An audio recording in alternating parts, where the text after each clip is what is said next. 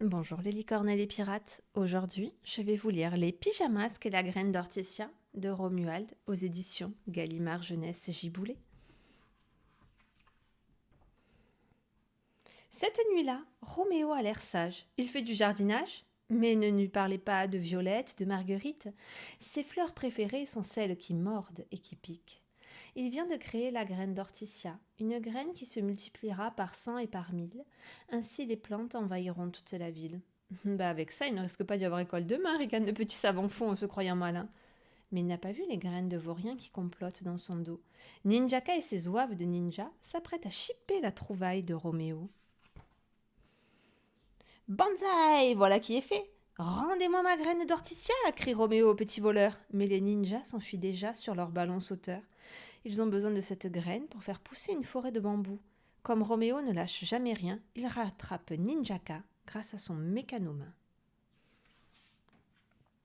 Les garçons entament une vraie mêlée. Ils tirent, ils poussent, se bousculent et secouent la fiole dans tous les sens. À force de se disputer la graine, ils finissent par la faire tomber, et elle se met alors à pousser, à germer, jusqu'à devenir une plante énorme. Et là, une petite créature végétale s'en extrait doucement. Ben, qui c'est celle-ci se demandent les gamins très surpris. Dès qu'elle ouvre les yeux, tous comprennent qu'elle en a après eux. Pendant ce temps, les pyjamasques profitent de la nuit. Ils jouent aux acrobates dans la ville endormie. Ça alors, regardez là-bas, s'écrie Gluglu.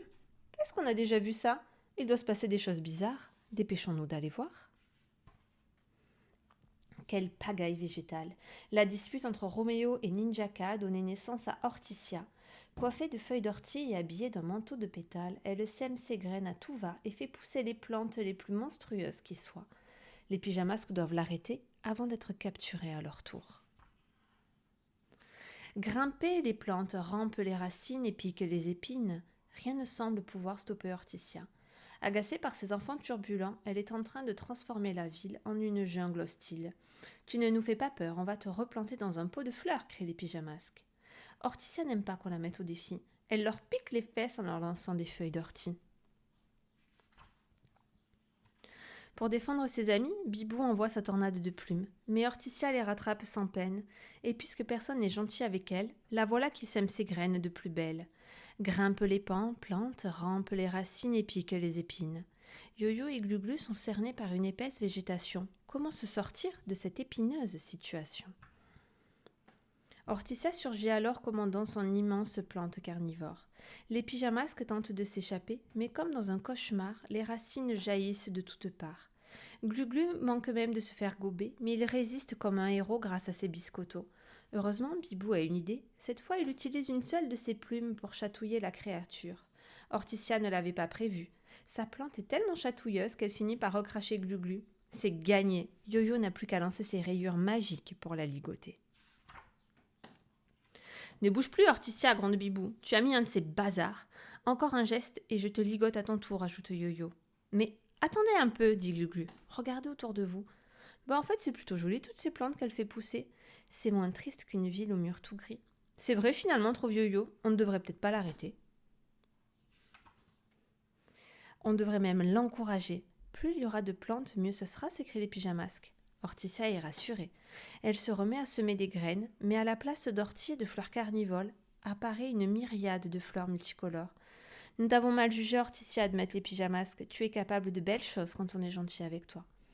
Orticia est tellement contente qu'elle relâche tout le monde. Cette petite chipie m'appartient, hurle Roméo. Elle est terrible et méchante, je le sais, c'est moi qui l'ai créée, obéis-moi. Lance-t-il à Orticia. Je suis ton maître. Au lieu d'obéir, elle s'échappe en lui lançant des graines dans les cheveux. Cette fois, c'est le bouquet, grogne Roméo. Et tout le monde se tortille de rire. Magnifique, Roméo, tu as déjà ton cadeau pour la fête des mères. On n'a plus qu'à te mettre dans un vase. On a toujours su que tu étais une graine de génie, se moquent les pyjamasques. Pauvre Roméo, on récolte toujours ce qu'on sème. Il devrait en prendre de la graine.